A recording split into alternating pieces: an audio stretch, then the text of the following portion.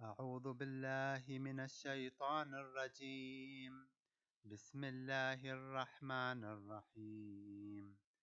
ياسين والقرآن الحكيم إنك لمن المرسلين على صراط مستقيم تنزيل العزيز الرحيم لتنذر قوما ما أنذر آباؤهم فهم غافلون لقد حق القول على أكثرهم فهم لا يؤمنون إنا جعلنا في أعناقهم أغلالا فهي إلى الأذقان فهم مقمحون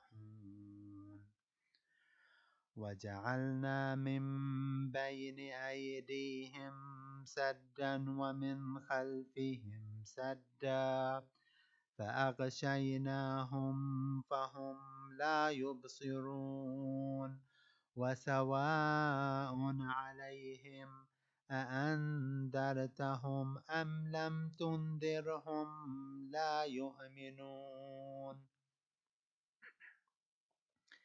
إنما تنذر من اتبع الذكرى وخشي الرحمن بالغيب فبشره بمغفرة وأجر كريم إنا نحن نحيي الموتى ونكتب ما قدموا وآثارهم وكل شيء أحصيناه في إمام مبين واضرب لهم مثلا أصحاب القرية إذ جاءها المرسلون إذ أرسلنا إليهم اثنين فكذبوهما فعززنا بثالث فقالوا إنا إليكم مرسلون قالوا ما أنتم إلا بشر مثلنا وما أنزل الرحمن من شيء إن أنتم إلا تكذبون قالوا ربنا يعلم إنا إليكم لمرسلون وما علينا إلا البلاغ المبين قالوا إنا تطيرنا بكم لئن لم تنتهوا لنرجمنكم وليمسنكم منا عذاب أليم قالوا طائركم معكم أئن ذكرتم بل أنتم قوم مسرفون وجاء من أقصى المدينة رجل يسعى قال يا قوم اتبعوا المرسلين اتبعوا من لا يسألكم أجرا وهم مهتدون وما لي لا أعبد الذي فطرني وإليه ترجعون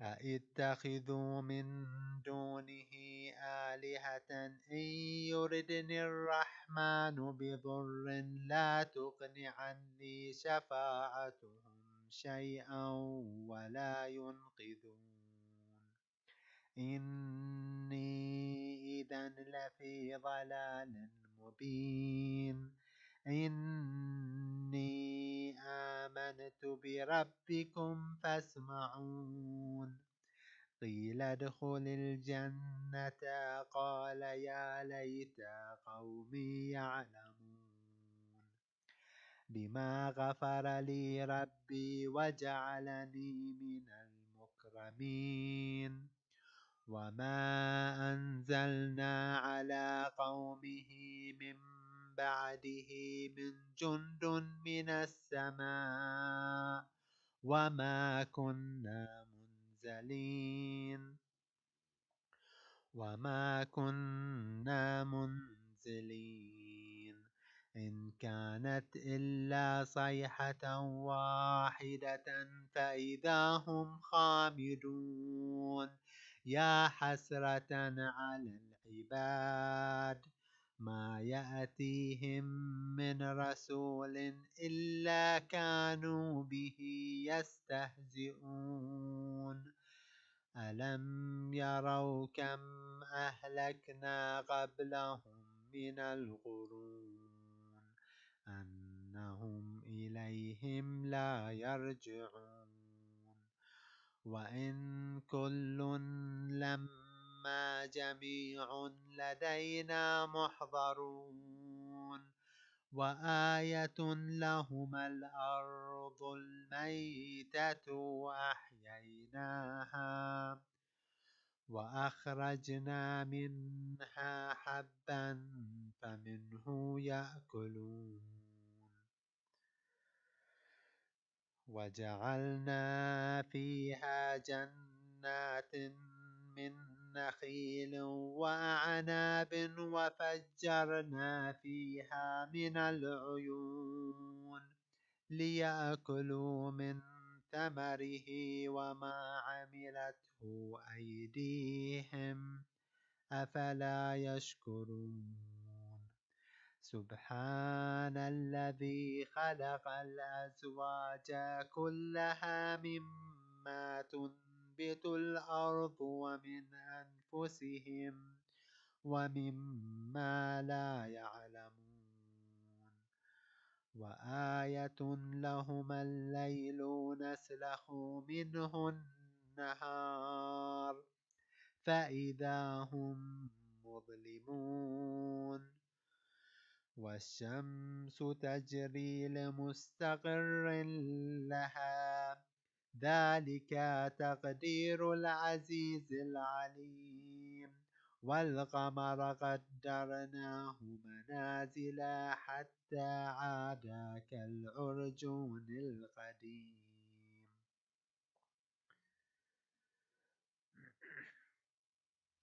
لا الشمس ينبغي لها أن تدرك القمر ولا الليل سابغ النهار وكل في فلك يسبحون وآية لهم أنا حملنا ذريتهم في الفلك المشحون وخلقنا لهم من مثله ما يركبون وإن نشأ نغرقهم فلا صريخ لهم ولا هم ينقذون إلا رحمة منا ومتاعا إلى حين وإذا قيل لهم اتقوا ما بين أيديكم وما خلفكم لعلكم ترحمون وما تأتيهم من آية من آيات ربهم إلا كانوا عنها معرضين وإذا قيل لهم انفقوا مما رزقكم الله قال الذين كفروا للذين آمنوا أنطعم من لو يشاء الله أطعمه إن أنتم إلا في ضلال مبين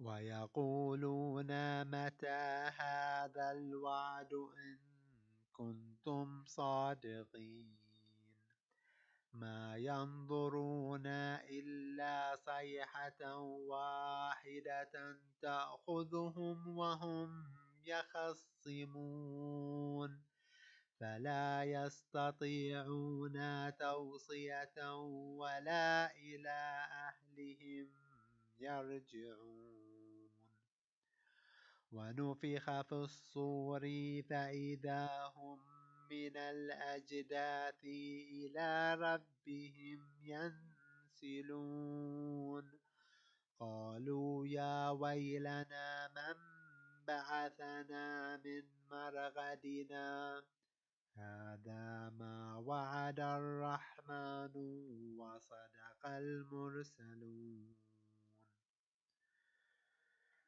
إن كانت إلا صيحة واحدة فإذا هم جميع لدينا محضرون فاليوم لا تظلم نفس شيئا ولا تجزون إلا ما كنتم تعملون إن أصحاب الجنة اليوم في شغل فاكهون هم وأزواجهم في ظلال على الأرائك متكئون لهم فيها فاكهة ولهم ما يدعون سلام قولا من رب رحيم وامتازوا اليوم أيها المجرمون ألم أعهد إليكم يا بني آدم ألا تعبدوا الشيطان إنه لكم عدو مبين وأن اعبدوني هذا صراط مستقيم ولقد أضل منكم جبلا كثيرا أفلم تكونوا تعقلون هذه جهنم التي كنتم توعدون اصلوها اليوم بما كنتم تكفرون اليوم نختم على أفواههم وتكلمنا أيديهم وتشهد أرجلهم بما كانوا يكسبون ولو نشاء لطمسنا على أعينهم فاستبقوا الصراط فأنى يبصرون ولو نشاء لمسخناهم على مكانتهم فما استطاعوا مضيا ولا يرجعون ومن نعمره ننكسه في الخلق أفلا يعقلون وما علمناه الشعر وما ينبغي له إن هو إلا ذكر وقرآن مبين لينذر من كان حيا ويحق القول على الكافرين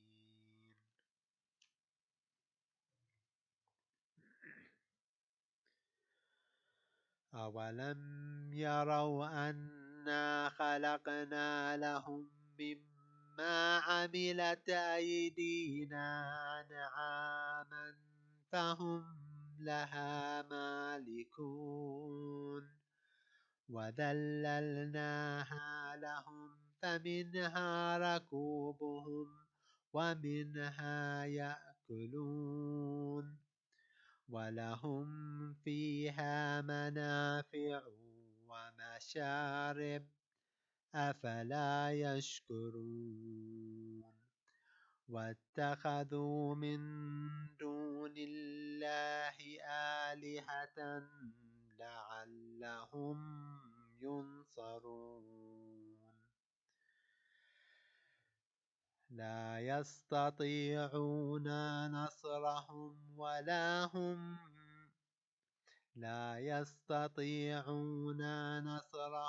وهم لهم جند محضرون فلا يحزنك قولهم إنا نعلم ما يسرون وما يعلنون أولم ير الإنسان أنا خلقناه من نطفة فإذا هو خصيم مبين وضرب لنا مثلا ونسي خلقه قال من يحيي العظام وهي رميم قل يحييها الذي أنشأها أول مرة وهو بكل خلق عليم الذي جعل لكم من الشجر الأخضر نارا فإذا أنتم منه توقدون أوليس الذي خلق السماوات والأرض بقادر على أن يخلق مثلهم بلى وهو الخلاق العليم إنما أمره إذا أراد شيئا أن يقول له كن فيكون فسبحان الذي بيده ملكوت كل شيء وإليه ترجعون اللهم صل على محمد وآل محمد اللهم صل على محمد وآل محمد رحم الله من قرأ سورة الفاتحة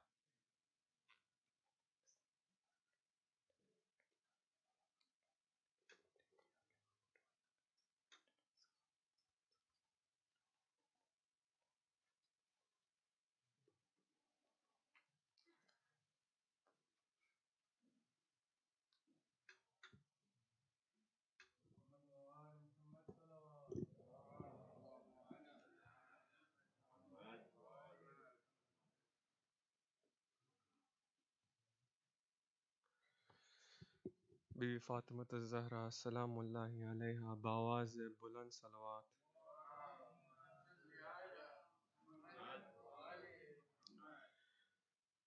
وہ گر کے حکم جہاں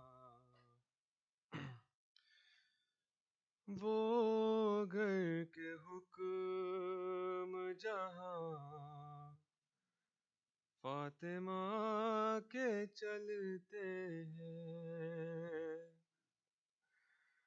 وہ گر کے حکم جہاں فاطمہ کے چلتے ہیں تمام کام وہی سے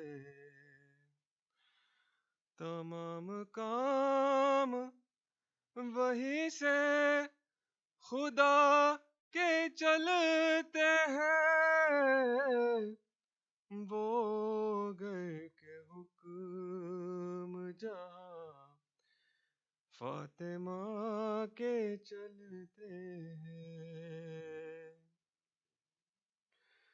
یہ کیسی راہ گزر ہے یہ کون سا در ہے یہ کیسی راہ گزر ہے یہ کون سا در ہے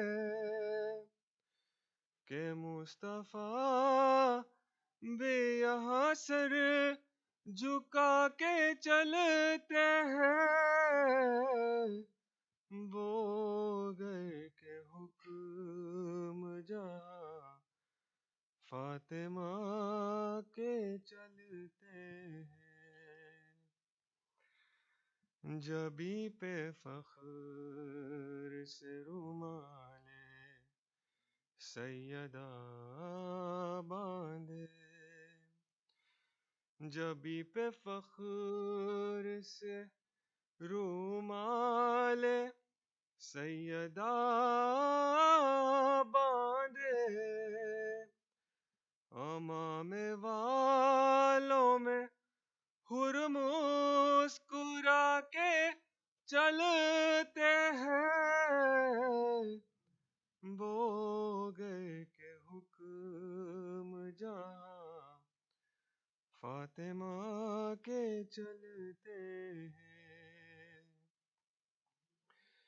کہ جیسے ہاتھوں میں المائدہ کا سورہ ہو، کہ جیسے ہاتھوں میں المائدہ کا سورہ ہو، ملک یوں روٹیاں تیری اٹھا کے چلتے ہیں، وہ گئے کہ حکم جہاں فاطمہ کے چلتے ہیں، بنا نہ لے کوئی دنیا اٹھا کے وہ مٹی، بنا نہ لے کوئی جنت اٹھا کے وہ مٹی، یوں نقش پا تیرے حیدر چھپا کے چلتے ہیں، وہ گئے کہ حکم جہاں فاطمہ کے چلتے ہیں، یہ تیرے فاقوں کا صدقہ ہے اے حسین کی ماں، یہ تیرے فاقوں کا صدقہ ہے اے حسین کی ماں، جو گر سکون سے اہل عزا کے چلتے ہیں، وہ گئے کہ حکم جہاں فاطمہ کے چلتے ہیں، تو بڑی دکھی ہے فاطمہ، تو بڑی دکھی ہے فاطمہ، اب بھی رو رہی ہے فاطمہ، اب بھی رو رہی ہے فاطمہ، وہ ردا تیری ہے فاطمہ، وہ ردا تیری ہے فاطمہ، خون سے بھری ہے فاطمہ، خون سے بھری ہے فاطمہ، تو بڑی دکھی ہے فاطمہ، تو بڑی دکھی ہے فاطمہ، پسلیوں سے اس رہا ہے خون، پسلیوں سے اس رہا ہے خون، سانس لے رہی ہے فاطمہ، سانس لے رہی ہے فاطمہ، تو بڑی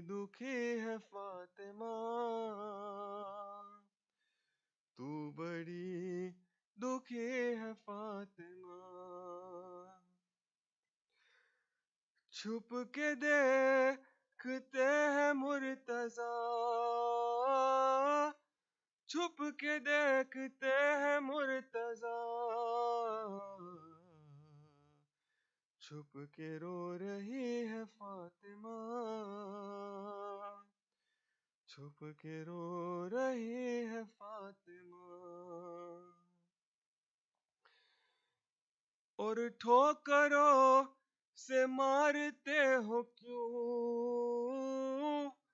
ٹھوکروں سے مارتے ہو کیوں، دختر نبی ہے فاطمہ، دختر نبی ہے فاطمہ، تو بڑی دکھی ہے فاطمہ،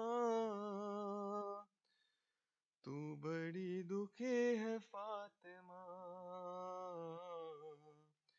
ظلم سہمتی ہے فاطمہ،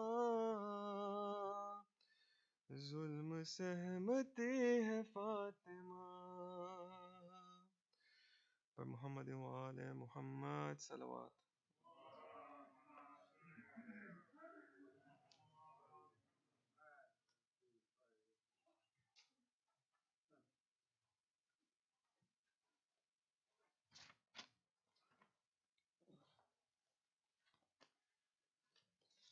اور محمد و آل محمد صلوات.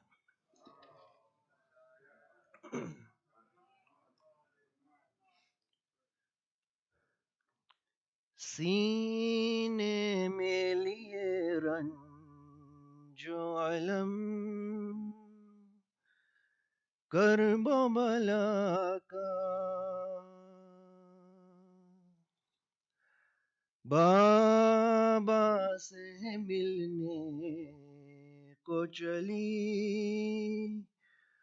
ام ابیہا،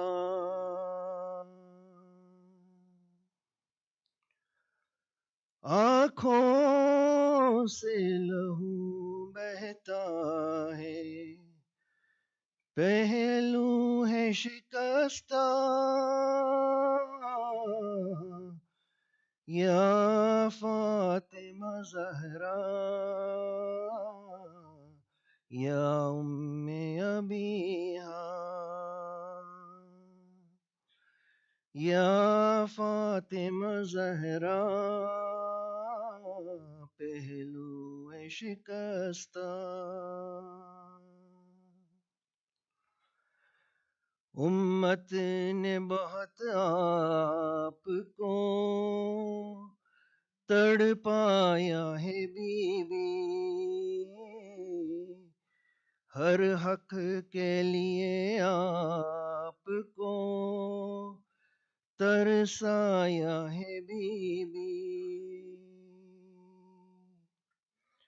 غاصب نے جو دربار میں بلوایا ہے بی بی، اس دکھ سے لرزنے لگا خود عرش خدا کا، یا فاطمہ زہرا،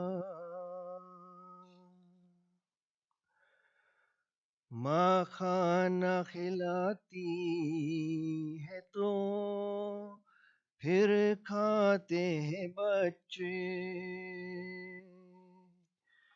جاتی ہے جہاں ماں وہیں آ جاتے ہیں بچے، بن ماں کے کبھی چین نہیں پاتے ہیں بچے، کام آتا ہے بچوں پہ بہت ماں کا سہارا، یا فاطمہ زہرا،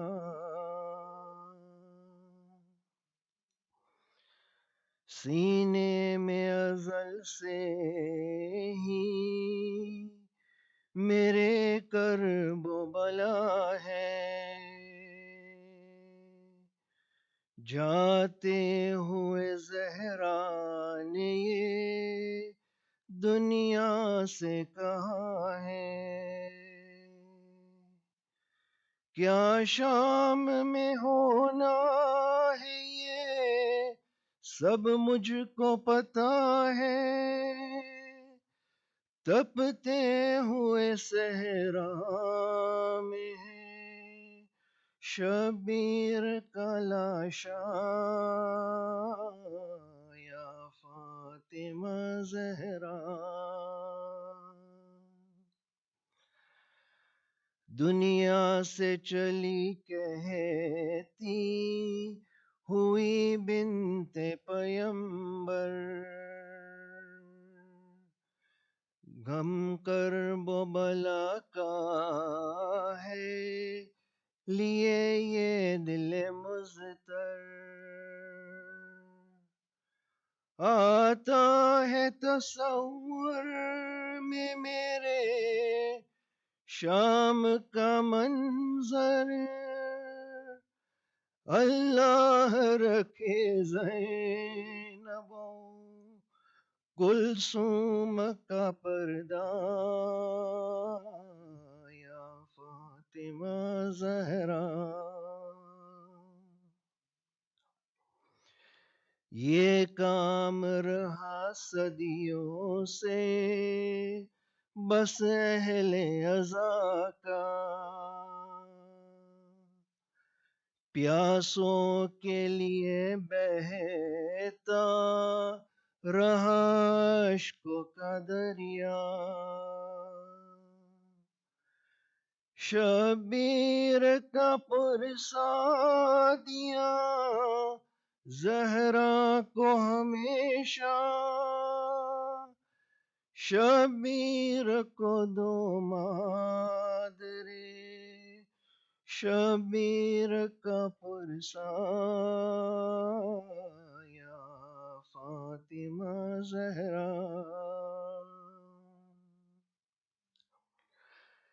شبیر کی دنیا میں ولادت سے بھی پہلے کہتی تھی یہ زہرا کہ بہت سہتی ہوں صدمے، بچہ یہ میرا کوکھ میں بے چین بہت ہے،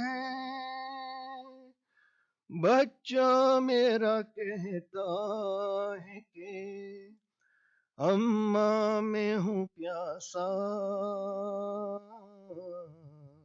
یا فاطمہ زہرا،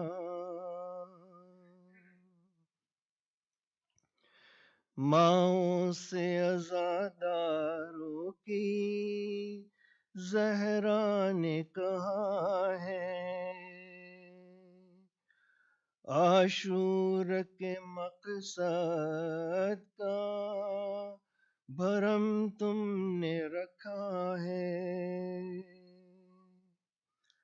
بچوں کو عزاداری پر قربان کیا ہے، محشر میں چکاؤں گی میں قرضہ یہ تمہارا،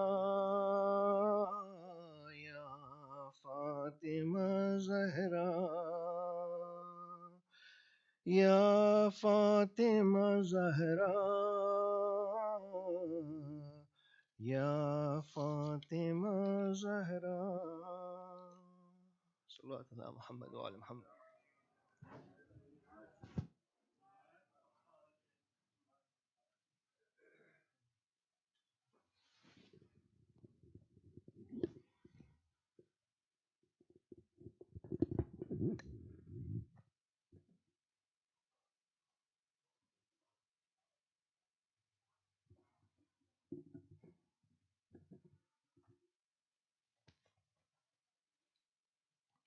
Respected elders, brothers and sisters, Assalamu alaikum. I'm sure as many of you have been following the news, this continued COVID pandemic continues to, again, just not want to go away. So a couple of changes here I just want to call to light. Media team, if you can please bring up the slide I sent you. So we use, it's a website, everyone can get access to this. We've been monitoring this. A lot of the decisions that we make here and what we do at the center, opening, closing, mask wearing, is all based on the current stats and trends that are going on with the virus. And as you can see, from the time this started at the very beginning in April, prior to that even being tracked, this center was closed March 3rd, 2020. Okay? And if you look at where the arrow is in May, that's when we reopened. This was just this year, at the start of Ramadan. That's when we opened again in 2021. If you look at the numbers and where you're seeing the bar now, today, at the far right, these are the cases right now. We're back to severe risk here in the Lehigh Valley. Right? For those of you who work in the hospitals and stuff, you can attest to what's going on there. Hospitalization rates right now, again, are full. The ICUs, if I'm not mistaken, again, are full. 94, 95, I mean, they're filled. So this is all now you're seeing in the news with Omicron, this new variant, which is very contagious, right? Some of you are looking at me like I'm announced we're closing again. We're not closing again, all right? So you can relax there. But there's going to be some minor things we're going to have to do again here. With the cases rising, Alhamdulillah, we've been kind of lucky here in some of the things that we did to mitigate to this point where you have not seen spread, at least happening within these walls.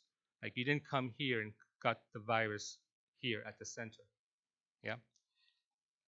What I'm about to say may surprise you. With Omicron, in terms of how this is spreading, the likelihood of that happening here now has increased, right? So protection-wise, those of you who are vaccinated will likely be okay, right? You can still get the virus. A lot of individuals who are getting the virus, getting infected, are fully vaccinated. My son at Cornell, that was in the news this week, over 1,000 kids got the virus, the Omicron strain. And they were not just vaccinated, but they also had received their booster shots, right? So if you have not got your booster shot, go get your booster shot. Again, protect yourselves. Where I'm going at with this chart is we've been very open here. When we opened, yes, you saw the restrictions in May in Ramzan. You had to register, we had to limit capacity, how many people could come here. We had chairs, if you remember, all spread out here with stickers on the floor.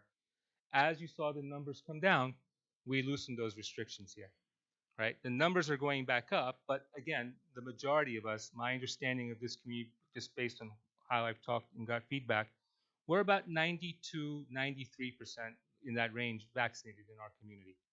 All right, so most of us took that step, we got vaccinated, but we have people amongst us who have not gotten their vaccine.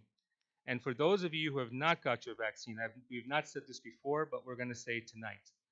With the way Omicron is spreading, and again, you see the numbers spiking up again, and you see people in the hospitals, right? And if you have medical professionals, if I make the statement, if I'm incorrect, please correct me, but the people who are dying from the virus now are the ones who are not vaccinated, right? If you're vaccinated, you most likely will be, you'll get sick, but you'll be okay, right? At least that's what everyone's telling us, and that's what we're seeing, right? So for those of you who are not vaccinated, again, there's no judgment here upon you. You have your reasons. That's okay. Accept those reasons, okay? I'm asking you not to come to the center, and that's for your safety. Because like I said, the likelihood of this strain spreading now within these walls has gone up, right? The things we need to continue to do here is, again, and I thank all of you because everyone here is in compliance, is continue to wear your masks. We have everywhere you'll see, we have sanitizers everywhere, on the walls, on the tables. Use the sanitizers when you come in, use the sanitizers when you leave, right? Some of us still need that hug when we get here. I'm going to ask now to refrain again from handshakes and hugs, right? If you really need a hug, we'll try to accommodate. But again, these group, I know we want to greet each other, be friendly, all that stuff. Right now, please refrain. Right? Again, anything we can do to stop the spread, especially of this strain, which is very contagious, we need to take those precautions. Right? So again, I'm 2 years now. I'm tired of talking about this topic. I want this to go away so we can come again without our masks, so we can see each other's smiling faces. Right? But again, we're still in the midst of this, right? So please take precautions. Again, take nothing I say in offense, even those who I've told who are not vaccinated not to come. It's not that we don't want you here. We want you to be protected. Don't come into an environment where you're likely now to get the virus, right? So we have to make that announcement, okay? Next topic is around Friday Jummah. Couple things. There are three things I need to discuss around Friday Jummah. One, we had the privilege prior week, last week. As you know, there are many Afghani refugee families that have come to our community.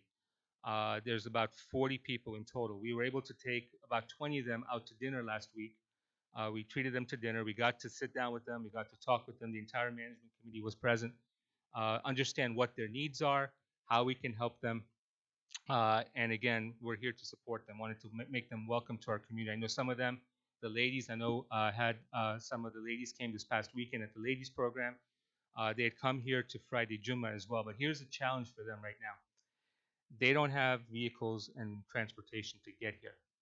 So what we're asking the community to do, especially on Friday, they want to come to the Friday Jummah prayer, but don't have the means right now to get here. If we can get a few volunteers with vans or larger cars to help, just let myself know or send a message to secretary that you are available to help. We're asking you to be available to help bring these new members of our community, and there's more coming. There's another group, a large group coming as well. They're going to need to get that transportation to come here. I don't want them to be alienated from the mosque right now until they get established, get their paperwork, get jobs, and ultimately get their cars. We need to help them, right? There's no immediate need for other things. There'll be some things coming up soon. I'll make the announcement when the time is, when we need to help them with other means. But right now, the most immediate thing they need is just help getting here to the center because they want to come. So again, if you're available to help out for Friday Jummah, to pick them up and again take them home, please let us know. We'll coordinate that ride share so we can get our new community members here joining us at the center. Also related to Friday Jummah, we again out of safety, again we're not ready to open up the room where we can all gather and take our masks off and eat. We were getting to that point, but then here comes this new strain. So for the interim, we're going to continue to just do takeaway. Um, but we need donors for Friday. There's some challenges, I think, with the team that was arranging to get donors. So I'm making the announcement to the whole community that we need donors for Friday. To sponsor a Friday Jummah lunch is about $200. So if, again, you're able to donate and sponsor a Friday, again, just let us know. Send an email to the secretariat. Let myself or Brother Ali know, and we'll, coordinate at that point. Again, if we don't have the funding for that, then we may not be able to do the lunch. So that's very important that we get the donations so that we can. I know many of you are leaving work to come here. We don't want you to leave, not, you're sacrificing your lunch break. At least we can, help with the lunch as you leave. And then the last thing is we're looking for help. Friday Jummah coordinators. All right. So what a coordinator is for Friday, both on the gents and ladies side, we need people to help with the opening. Again, we have individuals now, but that team is very small. We need to build up that team so there's more people here helping. So Friday, we're asking for people to volunteer to come help open, help set up the program, putting the tables and chairs out, putting them away when we're finished. For the mic system, if one of us isn't around that knows how to do it, we'll train you how to turn on the mic system. And there's one on the ladies' side helping with the lunch and the cleanup afterwards, and then closing the center down. So again, if you're available to do that, let us know. If we need to issue keys to individuals, we'll do that as well for Fridays. So again, we need the help. As well, I mentioned to Brother early this evening, these programs. I know with COVID, we got out of practice. Our processes kind of got interrupted around volunteering as well.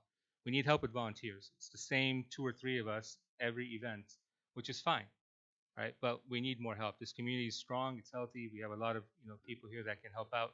We need help serving the tabarruk, cleaning up, vacuuming, things like that are important. Right now, we have very little help.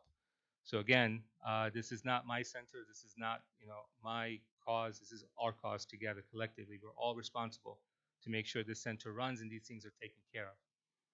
Okay. Few things. Our programming coming up. Obviously tonight and tomorrow night we have we're observing the Wafat of Sayyidah Fatima alayhi salam. This marks the period of Fatimiyya. We'll have, again, starting January 1st to January 5th. January 5th being the night, again, of the Wafat of Sayyidah Fatima. That whole period will have programming there as well. For January 1st to January 5th, our guest speaker will be Sayyid Ahmad Kazwini from Dearborn. And then as well, we have a young reciter from Chicago, Sayyid Ali Zaidi will be here as well for those 5 nights. We are asking for donations for the program. We'll likely have some sort of Niyaz, takeaway Niyaz program in January. So we'll announce the sponsorship for those when we get in the next week or so. So again, we're looking for donations for these programs, as well as we seeking sponsors for the Niyaz. As many of you were here when we did the meeting to present the new mosque, obviously we'll be here another couple months, but we now have to start kind of winding things down and getting ready to ultimately leave the center. There's a lot of work that needs to be done, things that we have that we need to start boxing, things we need to start packing, things we may need to start again, removing because we won't be taking it with us. So I'm also seeking to build a volunteer team to start helping on the weekends over the next few months. I think if we try to do this one shot, big bang, I think it's a lot of work. I think if we start doing it kind of piecemeal between now and the time we move, I think we'll be better prepared. The first thing we need to start doing is kind of taking inventory of what we have here. There is a process that we have to follow. We've gotten guidance from Aga Sistani on what to do with the center in terms, again, of what's happening here. Certain things we have to, again, handle a certain way. But we need to start getting the volunteers together. I'll discuss more. We may do a town hall to discuss that process, but we need to start putting the volunteers together, start getting things kind of mobilized here to move. So again, if you're available on the weekends, ideally, Sundays, we'll probably spend a few hours here, 2, 3, 4 hours here. We can start getting, little by little done, and again, prevent kind of doing everything at the end. So if you're available to volunteer on Sundays, I know we have the Fajr program here. We want to gather and do something after that. We can time that accordingly to do it after that program or in the afternoon, after football season. I'm just kidding, just teasing. All right. So before I close, just let's remember all our marhumin with the Surah Fatiha.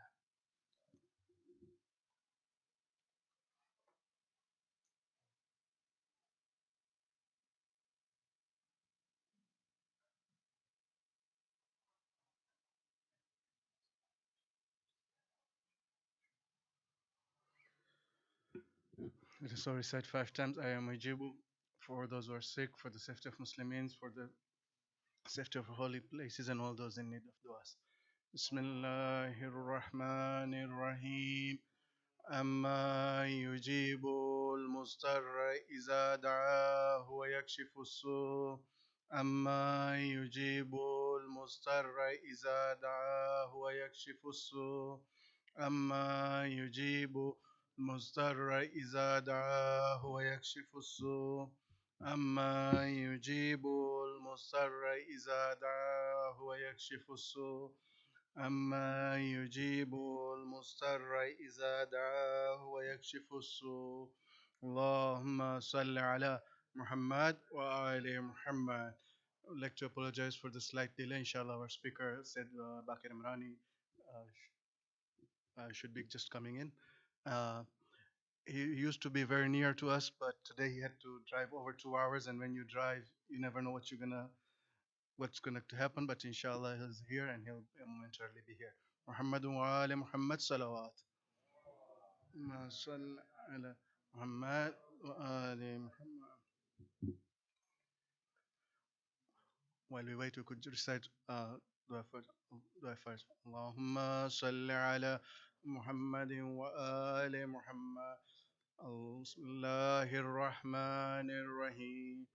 اللهم كن لوليك الحجة ابن الحسن صلواتك عليه وعلى آبائه في هذه الساعة وفي كل ساعة وليا وحافظا وقائدا وناصرا ودليلا وعينا حتى تسكنه أرزك طوعا وتمتعه فيها طويلا برحمتك يا أرحم الراحمين.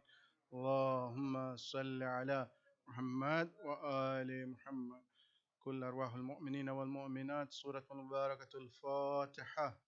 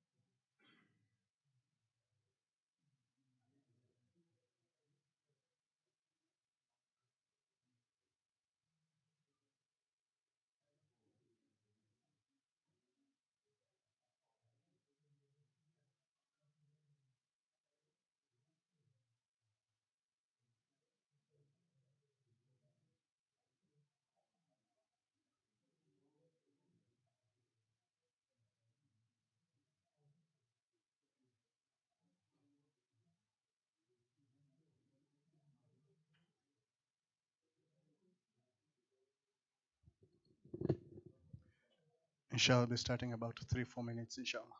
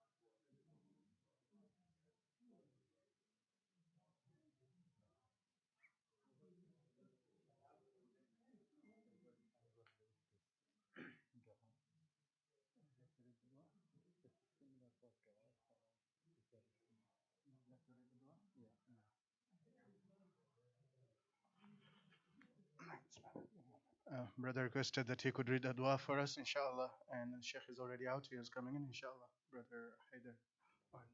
Ali Muhammad Salawat.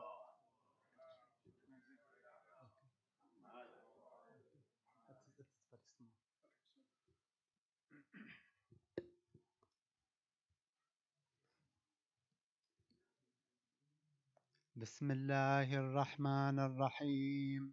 اللهم صل على محمد وآل محمد. اللهم صل على محمد وآل محمد. اللهم صل على محمد وآل محمد.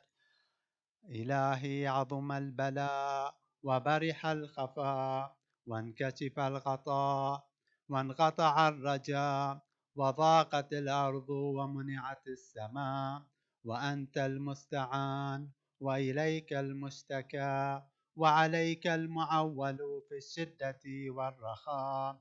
اللهم صل على محمد وآل محمد أولي الأمر الذين فرضت علينا طاعتهم وعرفتنا بذلك منزلتهم، ففرج عنا بحقهم فرجا عاجلا قريبا كلمح البصر أو هو أقرب. يا محمد يا علي يا علي يا محمد أكفياني فإنكما كافيان وانصراني فإنكما ناصران. يا مولانا يا صاحب الزمان الغوث الغوث الغوث أدركني أدركني أدركني الساعة الساعة الساعة العجل العجل العجل يا أرحم الراحمين بحقه محمد وآله الطاهرين.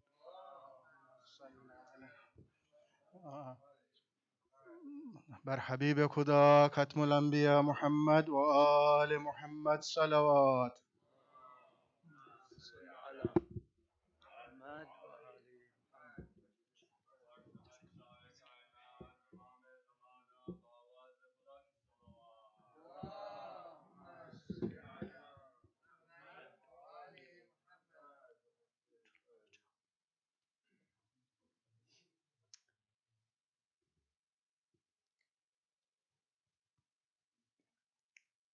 Before starting, my apologies for keeping you mu'mineen and mu'minat waiting. Some unforeseen events, but ayyuhalin, inshallah, it was for the khair. أعوذ بالله من الشيطان الرجيم. بسم الله الرحمن الرحيم. رب اشرح لي صدري ويسر لي أمري واحلل عقدة من لساني يفقه قولي.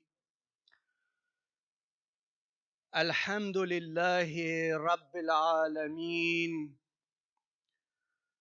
والصلاة والسلام على سيدنا ونبينا ومولانا أبي القاسم المصطفى محمد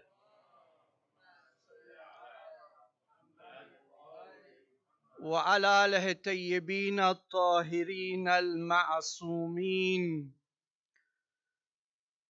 لا سيما بقية الله في الأراضين، روحي وأرواح العالمين له الفداء. أما بعد. First and foremost, my condolences to you, brothers and sisters in Iman, and to all of the believers throughout the world, especially the master of our time, Imam al-Hujjah, Ajjalallahu Ta'ala Farajahu Sharif,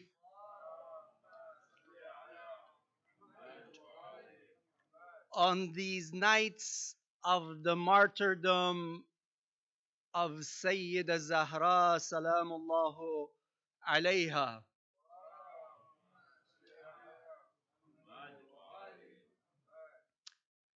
Secondly, Allah subhanahu wa ta'ala says in the Quran, as you know, ذلك الكتاب لا ريب فيه هدى للمتقين الذين يؤمنون بالغيب ويقيمون الصلاة ومما رزقناهم ينفقون. You see, in the Quran, Allah talks about the mu'min and the ghayr mu'min, the kafir, the believer and the non-believer. And when it is describing this mu'min and ghayr mu'min, and when we say mu'min, we mean based on the terminology of the Quran, not what is customarily known amongst the people as a mu'min, that one who performs the wajibat and carries out some of the mustahabat and does dhikr on a continuous basis and on a regular basis. But what the Quran describes a mu'min as, it says, الَّذِينَ يُؤْمِنُونَ بِالْغَيْبِ. The definition of a mu'min in the Quran is one who has iman in ghaib. What is ghaib? The unseen, the hidden. What does this ghaib entail? And what is the definition of iman in ghaib? It is iman in Allah subhanahu wa ta'ala, in the sifat and attributes of Allah, in the anbiya and wahi revelation. Iman, the ghaib, is iman in the ma'ad, and a number of these matters. But we see what is iman, a mu'min, and a difference between a mu'min and ghayr mu'min, a kafir. It is iman in all of these matters and other matters that we have not stated. But the Quran takes all of these realities, all of these words, and puts them, joins them, collects them in one word, and that word is ghaib. So iman in ghaib includes iman in Allah, in the sifat of Allah, in ma'ad, in wahi, and so forth. But it is one word in place of numerous words. الَّذِينَ يُؤْمِنُونَ بِالْغَيْبِ. So what again is this ghaib, and what is its definition?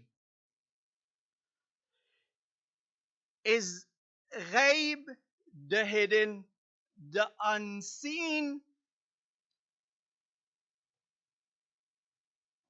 that which is outside of our five senses? Or is it something else? And what is this iman in it? You see, we are all given five senses, as you know: sight, hearing, smell, touch, taste. So everything that falls outside of that category is ghaib, and everything that falls within that category is shahada. So for example, is iman in ghaib if there is something going on outside of these walls and we do not see them? Is this ghaib?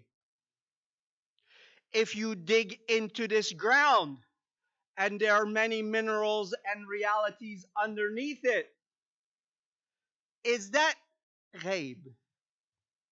Or is it something more than this?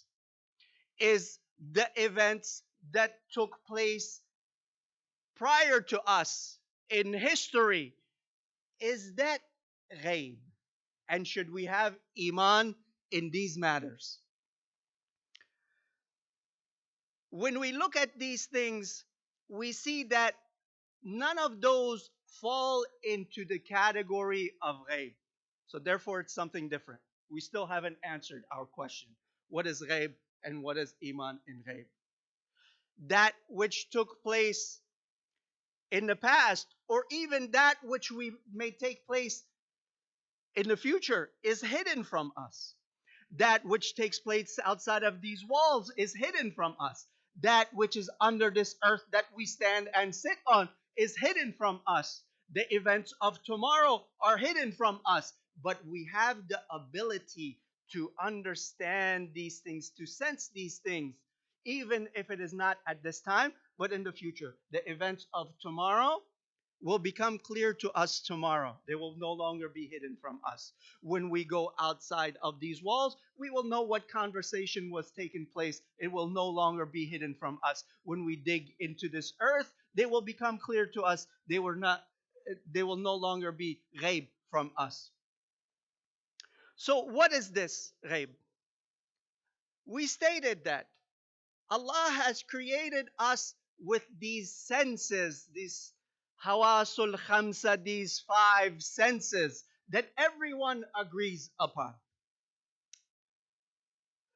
The kafir, the ghayr mu'min, says that all that exists in the universe, all that is real, falls under this category of the 5 senses. One of these 5 senses, in one way or another, must understand them, must sense them, or else it does not exist.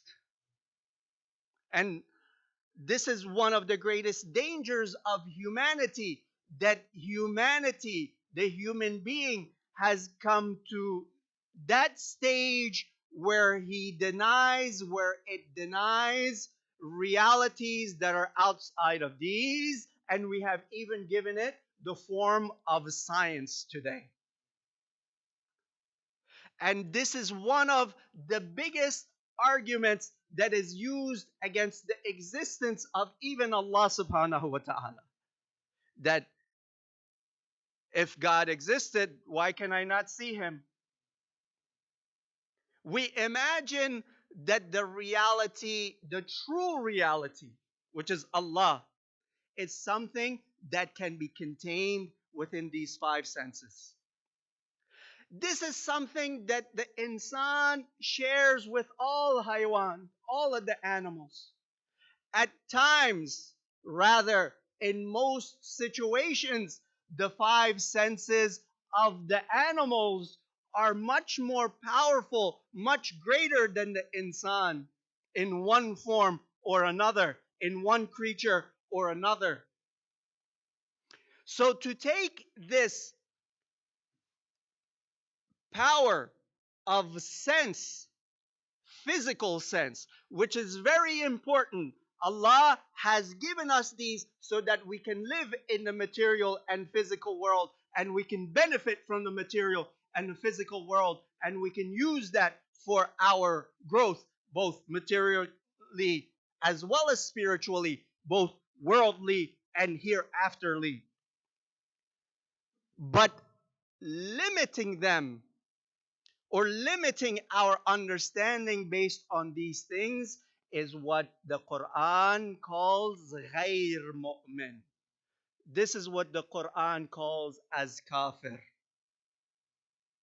Why? Because they don't accept anything outside of this realm. For it to be real for them, it must be within this realm, or else it is unreal.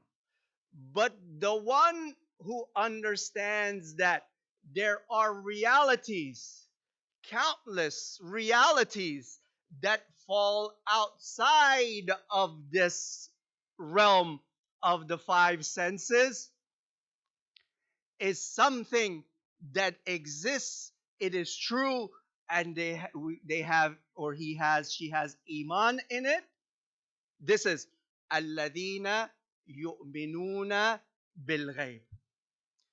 That he says, I admit,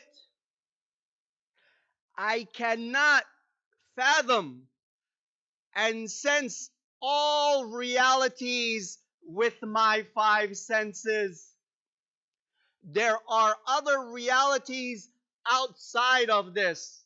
There are greater realities outside of this, and I have iman in this. So, what is this iman? Therefore, we see that this iman is a state of the heart. It is i'tiqad. When i'tiqad, that aqda, that knot is tied to make it firm within our heart.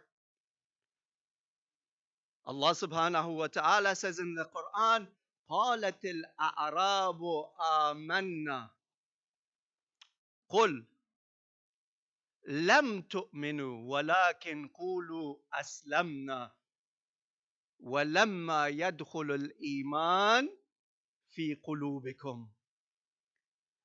A group of Bedouins, Arab Bedouins, came to the Holy Prophet of Islam, sallallahu alaihi wa alihi wasallam,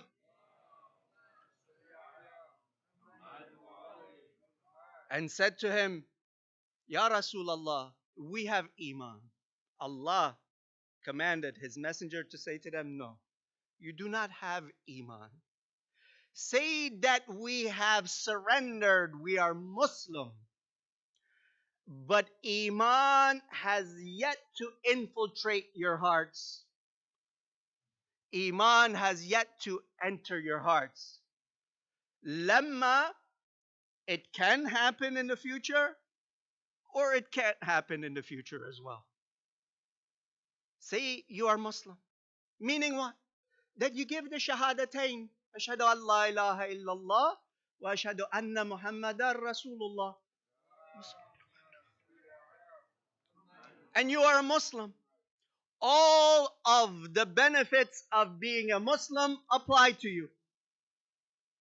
All of the sanctities of being a Muslim apply to you. But you are not mu'min. Therefore, we see that iman is not something that can be said by the tongue. It is a reality that has to take place from within. It is an inner matter. It is an inner matter. Even though this is connected to the shahadat, but it is something that is the matter of the ghaib. And it is not material. It is not from the body. That is why if you see that the mark of sajda is on the forehead, or the tongue is constantly in the dhikr, this is not considered iman. Iman, mu'min, is a state which is spiritual. It is a state which is intellectual. It is a state of the heart. All of those other matters, like the sajda and the mark that comes from it, or the dhikr from the tongue, its root is iman. Its basis is iman. It is iman that leads to that matter. So, one of the most important conditions of this iman is alladina yu'minuna bil ghayb. There are realities outside of that. In reality, these hidden realities are greater than the realities that are appearing to us in the surface and in Zahra. Which leads us to the main point of our discussion for tonight. And I will keep it as brief as possible. I've already taken enough of your time. May Allah reward you for your patience. At times, we do certain things we don't realize. Certain events take place, but we don't realize that maybe there is some khair and some good in it. Maybe it protected somebody's health and well-being or life, or some other reason. At minimum, Allah will increase your reward for your sabr, insha'Allah.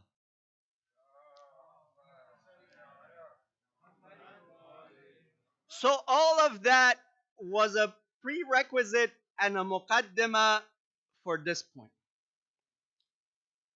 which is very closely related to Sayyidah Zahra salamullahu alayha.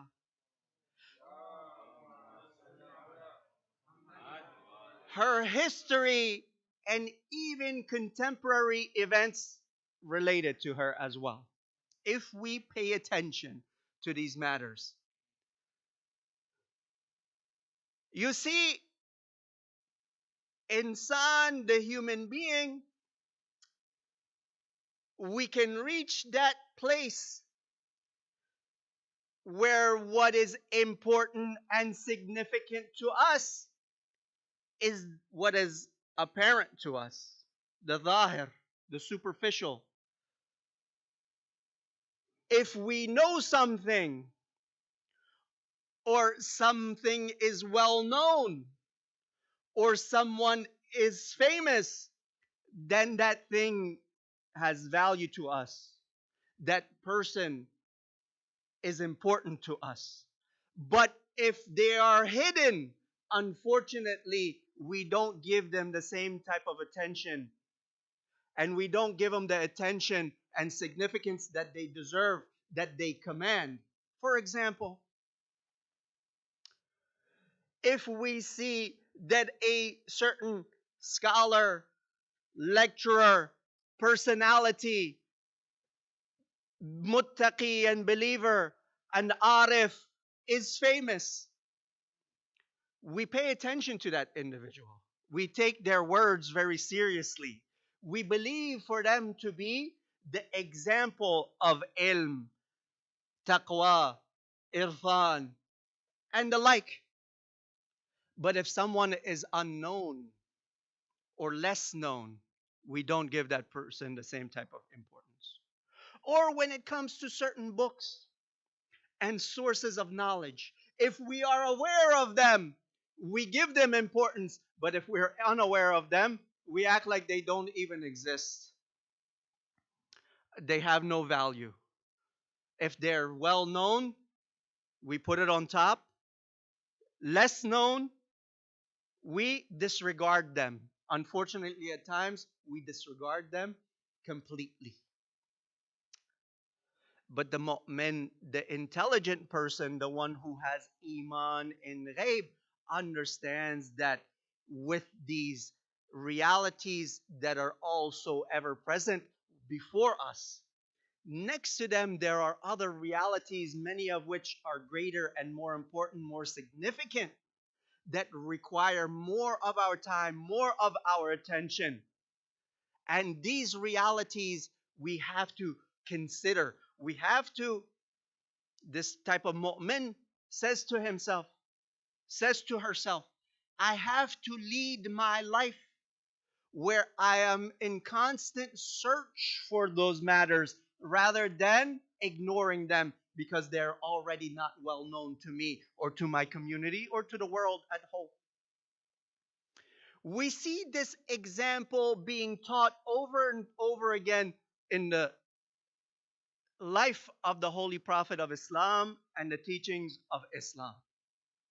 For example, there is a hadith from the Holy Prophet of Islam, sallallahu alayhi wa alihi wa sallam, where he says to Ali alayhi salam, Ya Ali, the best believers, the best people in terms of iman and yaqeen are those believers who come at the end of time and they hold fast to their iman as if they're holding the trees or the brushes with thorns in their hands, yet they still hold fast, or they're holding hot coals in their hands. They have the greatest iman, they have the greatest yaqeen. The Holy Prophet of Islam is saying the statement to Amir al-Mu'mineen. And there's so many lessons in these words. Why does he say that? He says, because they have not seen me. They have not met their prophet, and their imam is hidden from them. Yet, in spite of that, they believe in me based on the black on the white, meaning the black ink on the white paper, based on what they've read in books and what has been passed down to them in books. They've never seen me. They've never seen their imam. Their imam is hidden from them. Yet they hold fast to their iman. And their iman is so powerful that the parable and analogy which is used for it is that they hold it even though it is like a thorn in their hands or a hot coal in their hands. They don't let go. They know its value, regardless of the pain and the difficulties that it brings upon them. They still do not allow it to escape them. And even greater is the significance of books and knowledge. These ahadith, these tafasir, this knowledge, these ulum and these sciences that have been passed down from us. What a powerful reality these are, that they can turn a person to be of the highest level of iman, in the words of the Holy Prophet of Islam, to the ears of Ali ibn Abi Talib, to the highest levels of yaqeen without seeing the Prophet, without meeting the Prophet, and their imam being ghaib from them. In another hadith, similarly, it has been stated, you see, those things are ghaib from us. Those individuals are ghaib, but the role that they play on these in mu'mineen during the end of times. It has been related from our fourth Imam, Imam as-Sajjad alayhi salam,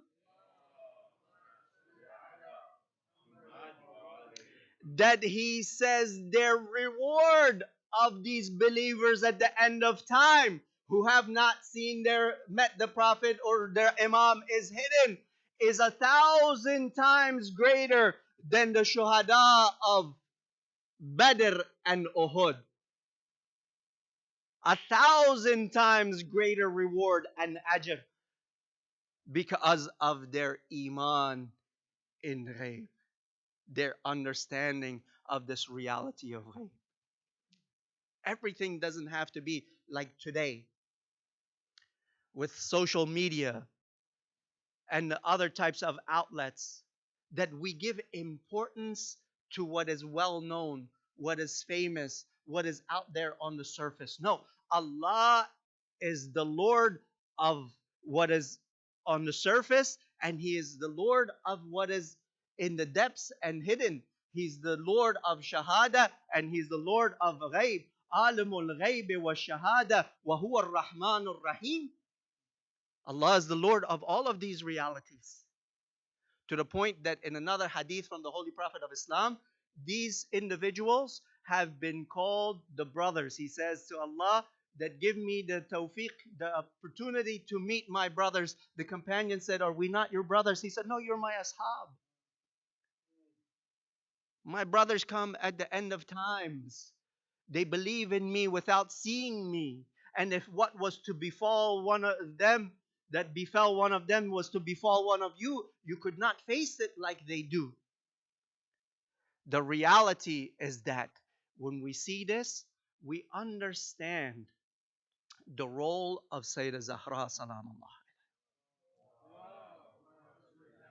We start to understand the importance of hijab. Everything shouldn't be out in the open where we don't accept the value of what is concealed as well. Today, there's a push for the mu'minat to go away from their hijab, or if to go away, not to go away from their hijab, at least be out in the open on the different social media outlets, the videos, the lectures, everything out in the open.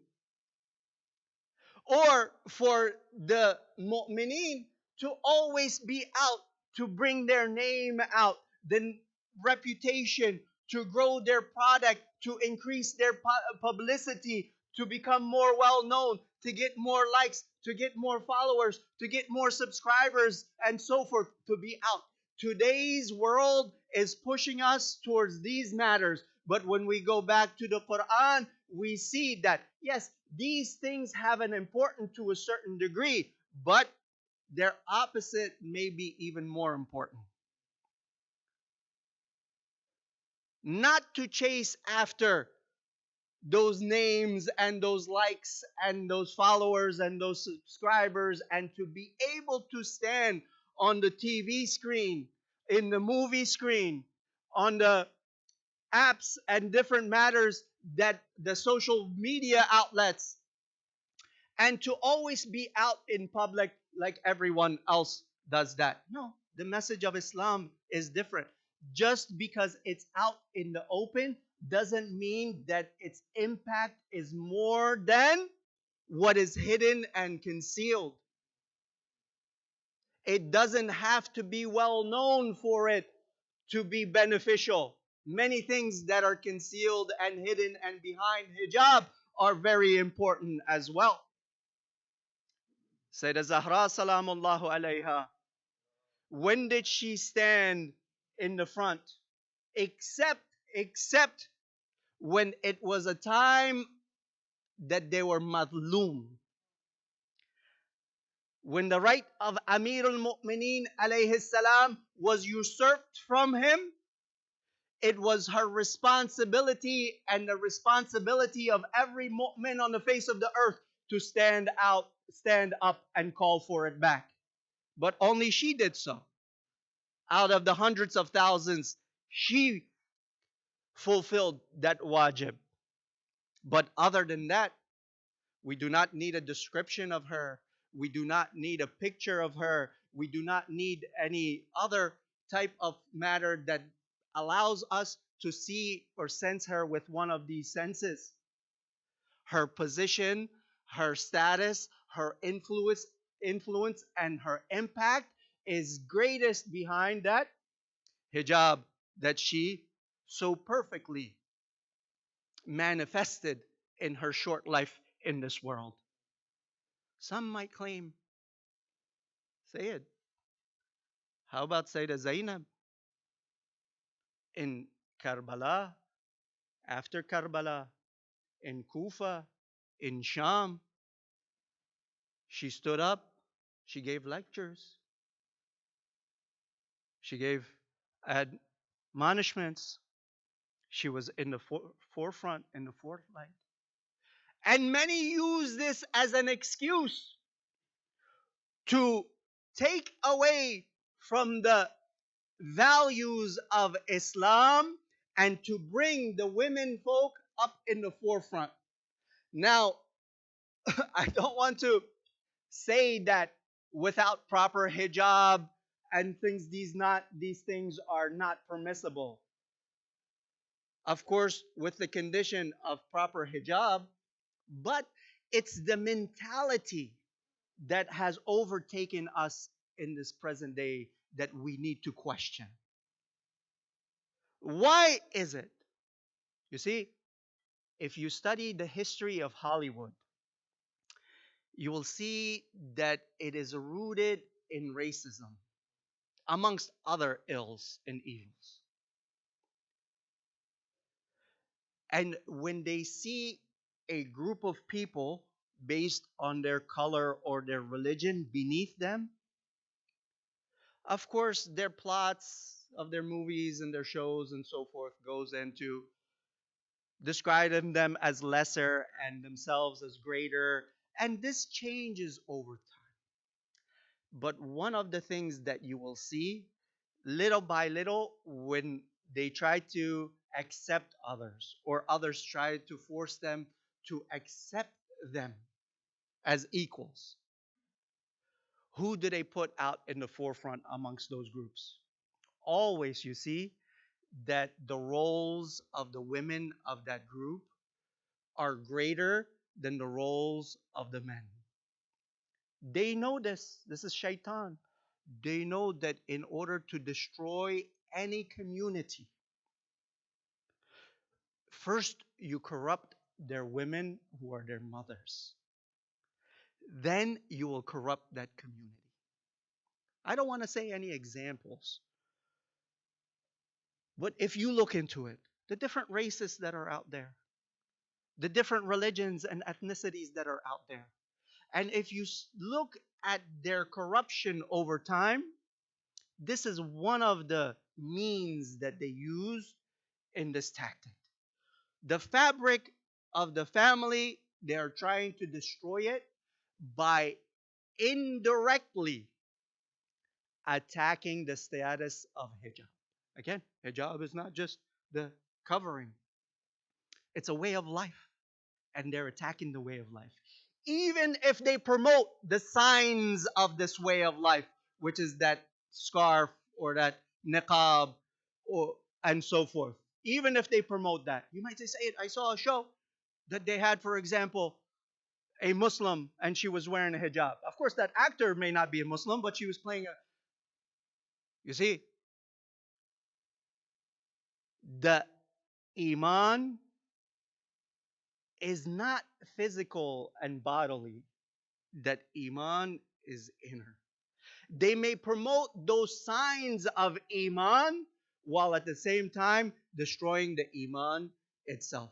And this is where Sayyidah Zahra salamullah alayha stood up and Sayyidah Zainab, when she was forced, this is one of her madlumiyah, her greatest madlumiyah, that they ripped off her hijab, that they forced her into the public. Some of the riwayat mentioned that when Amir al-Mu'mineen alayhi salam went to Kufa from Medina and he changed the capital of Islam to Kufa, it states that they announced that bring the women to learn their religion and their ahkam from the daughter of Ali, Zainab. He said, what? Ali has a daughter named Zainab? Up until her father was alive, up until her brothers were alive, up until there was Abil Fadl al-Abbas, they didn't even know because of the perfection of the hijab of Zainab and the Ahlul Bayt of Ali and Fatima. But as soon as Ali was martyred, Hassanain were martyred, Abbas was martyred, that Zainab salamullahu alayha had no choice but to be up madluma in the eyes of the strangers, taken from one city to another, from one town to another. La ilaha illallah. This Zainab is what you achieve when you are Zahra. This Zainab is the fruit of the efforts of Sayyidah Zahra salamullah alayha. That lady of hijab, that lady of light, whose hijab, whose taqwa, whose purity, whose piety, whose iman is so powerful that on the day of judgment, when she comes out to the field of judgment, everyone will look down towards the ground and lower their gaze and not look at Zahra salamullahu alayha. That some of the ulama have said that the reason for that is that on the day of judgment, There's no ahkam like there is in this world, but the light of Zahra is so powerful that no one has the ability to stare upon her. No one has the power to look towards her. And where does that come from? From the chastity and the purity and the hijab of this world. This world is yawma. The next world is yawma tubla sara'ir. What is in appearance in this world goes inwards, and what is hidden in this world comes out to the open, that the taqwa and iman of someone can reach that level. La ilaha illallah. Again, we don't need to see something to understand it. How many people saw the Holy Prophet of Islam sallallahu alaihi wa alihi wasallam, and how many people followed him? Just a handful. But the rest of them, what did they do? They spent a lifetime with the Holy Prophet of Islam before their eyes. Yet when he left this world, either 40 days or 75 days or a bit longer, they came and they attacked the door of his daughter Zahra, salamullahu alayha. They did not stop there when they wanted to force themselves in the house. They wanted Ali. Zahra stood in between Ali and the door and the Zalimeen in protection of the Imam of her time, to the state, to that level where they knocked the door. Zahra was standing behind the door. The door closed in with that shidda and that forced severity onto Zahra salamullahu alayha. She cried out in pain as that door broke her ribs. She cried out in pain as that door killed her unborn son Mohsin alayhi salam. The Madlumia of Zahra didn't stop there. They entered into the house. Zahra was fully hijab covered. The Mal'un, what did he do? He took his hand and he swung and he hit Zahra salamullahu alayha on her face. Sayyidah Zahra fell onto the ground. As every wife would do in a situation like that, she will call out to her husband, and subhanallah, what a husband! Her husband is Ali. Ali alayhi salam, as they've narrated, took this mal'oon from the throat. With one hand, he raised him up into the air. The mal'oon was swinging his feet in pain. The mal'oon sensed the danger at this time. Like a coward pleading for his life, Ali wanted to revenge the honor of his wife Zahra. But at this time, the muaddin started to call out, Allahu Akbar, Allahu Akbar. Ali looked to Zahra, said, Zahra, do you want me to take you right on this criminal? If I do, remember that adhan where there's mentioning the name of your father, Ashhadu anna Muhammadan Rasulullah, will never be heard again until the day of judgment. Zahra said, I want the adhan to be heard. All of those events took place. Now that Zahra salamullahu alayha is on her deathbed. On her deathbed, she does a wasiyah to Amir al-Mu'mineen. Oh Ali, this is my wasiyah to you. Bathe me, shroud me.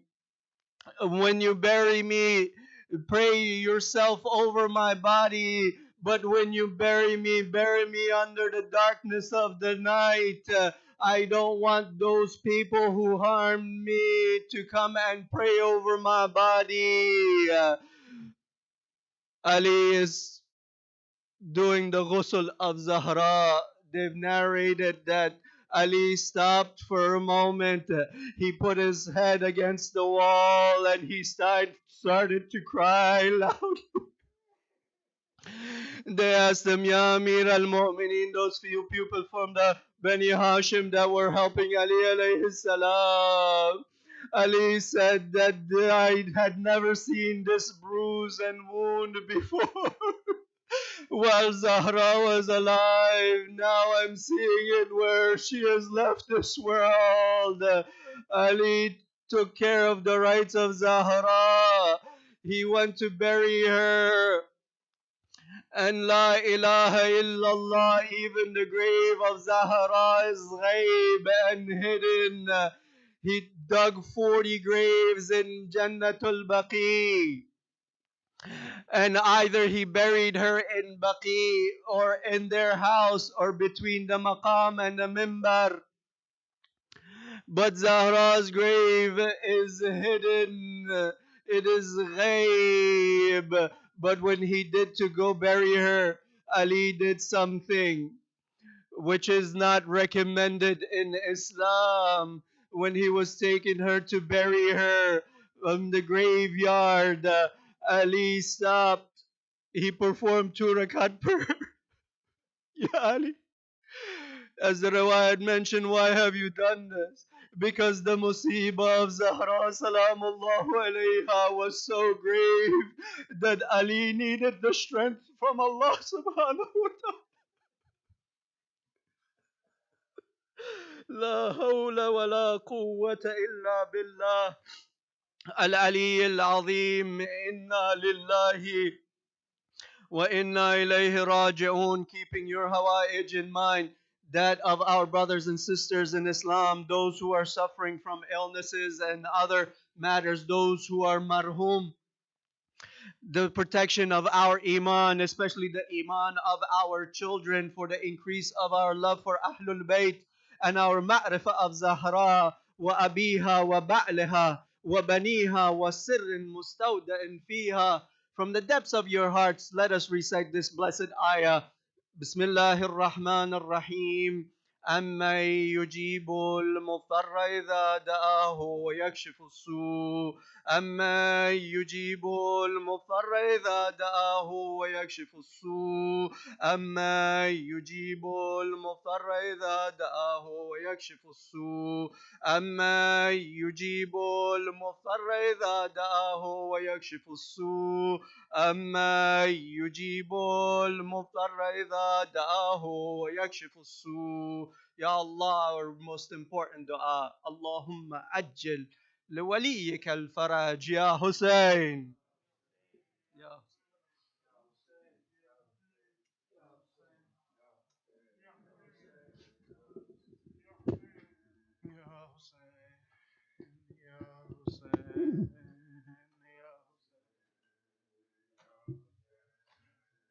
Ya Hussein, Ya Hussein, Ya Hussein, Ya Hussein, Ya Hussein, Ya Zahra, Ya Zahra, Ya Zahra, Ya Zahra.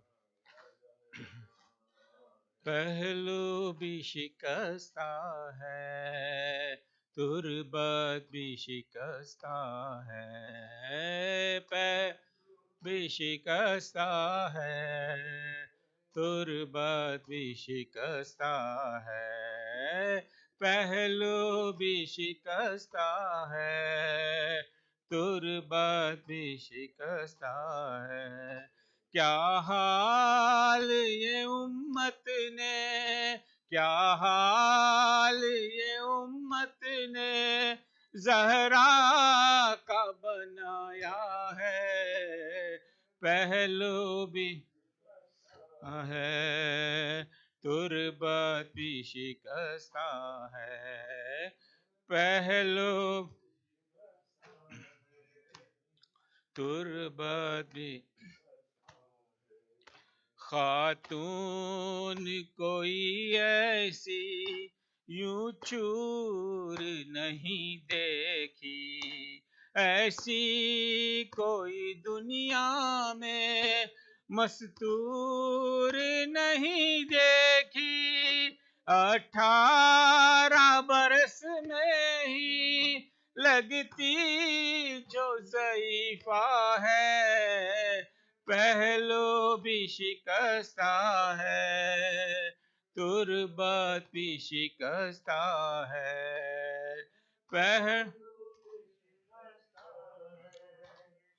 تربت بھی شکستہ ہے، دو ایسے جنازے ہیں، دو ایسے جنازے ہیں تاریخ میں جو اٹھے، بس گھر کے ہی لوگوں نے دونوں کو دیے کاندھے، ایک فاطمہ زہرا ہے، ایک بالی سکینہ ہے، بھی شکستہ ہے، تربت بھی شکستہ ہے، تربت بھی شکستہ ہے، مرہم تیرے زخموں کا بی بی نہ ملا اب تک، اولاد امیہ کی باقی ہے جفا اب تک، رونے پہ بھی پہرا تھا قربت پہ بھی پہرا ہے، پہلو بھی شکستہ ہے، شکستہ ہے،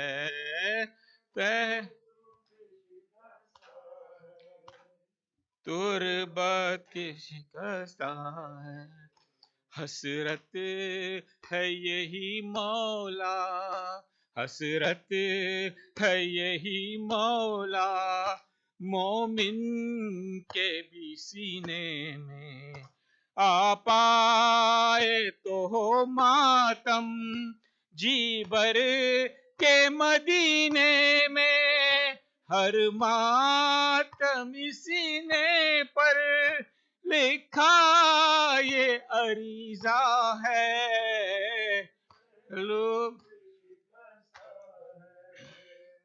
تربت بھی شکستہ ہے، پہلو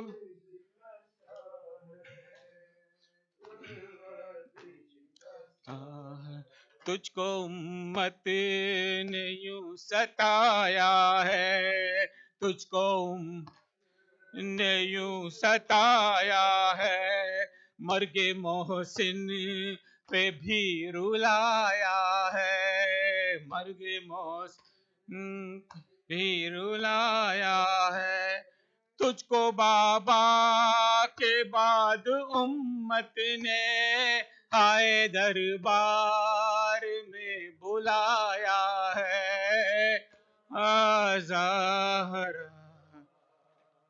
یا زہرا یا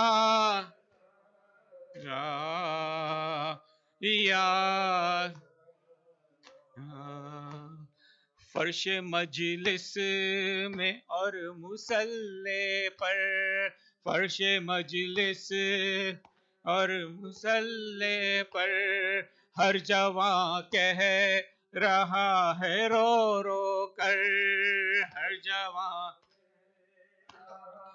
رو رو کر، ہم رہے نہ رہے مگر بی بی تا قیامت رہے غم شبیر، یا زہرا یا زہرا یا زہرا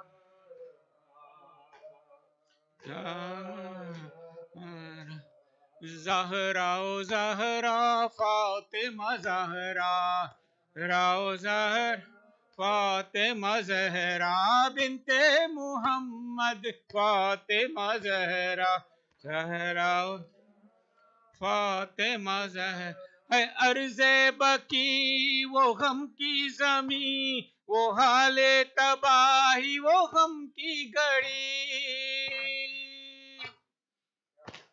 ہے عرض بقی وہ غم کی زمیں، وہ حال تباہی وہ غم کی گھڑی، ویراں پڑا ہے تربت زہرا، زہرا فاطمہ زہرا بنت محمد، فاطمہ زہرا، فاطمہ زہرا ہے باد نبی وہ ظلم و ستم، ہے تم پر جو ڈھائے جناب بطول،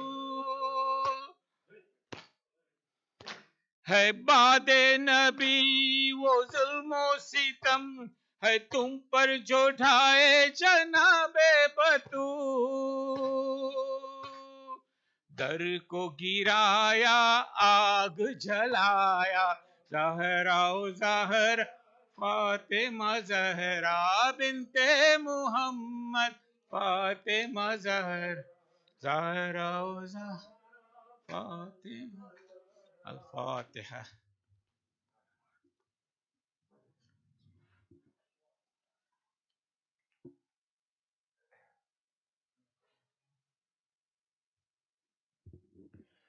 السلام عليك يا رسول الله، السلام عليك يا نبي الله، السلام عليك يا أمير المؤمنين، السلام عليك يا فاطمة الزهراء سيدتي نساء العالمين، السلام عليك يا حسن المجتبى، السلام عليك يا أبا عبد الله الحسين، وعلى 9 المأسومين من ذريتك، علي بن الحسين ومحمد بن علي وجعفر بن محمد وموسى بن جعفر وعلي بن موسى ومحمد بن علي وعلي بن محمد والحسن بن علي.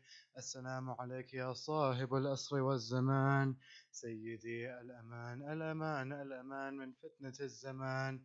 السلام عليك يا شريك القرآن، السلام عليك يا كعبة الإيمان، السلام عليك يا إمامنا وإمام الإنس والجان، عجل الله تعالى فرجك، وسهل الله تعالى مخرجك، وظهورك ورحمة الله وبركاته.